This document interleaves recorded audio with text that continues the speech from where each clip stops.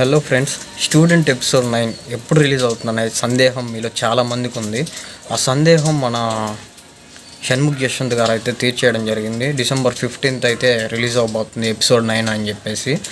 ఇంకా చాలామంది కామెంట్ చేస్తున్నారు, అన్న ఎన్ని ఎపిసోడ్లు ఉన్నాయన్న స్టూడెంట్ అనేసి అయితే చాలామంది కామెంట్ చేస్తూ ఉన్నారు. ఎన్ని ఎపిసోడ్లు ఉన్నాయంటే మ్యాక్సిమం ఒక 10 ఎపిసోడ్స్ తోటి ఫినిష్ చేస్తామంటున్నారు. దీనికి ఎక్స్టెన్షన్ సీజన్ 2 కూడా ఉంది అని అయితే రూమర్స్ అయితే వచ్చాయి.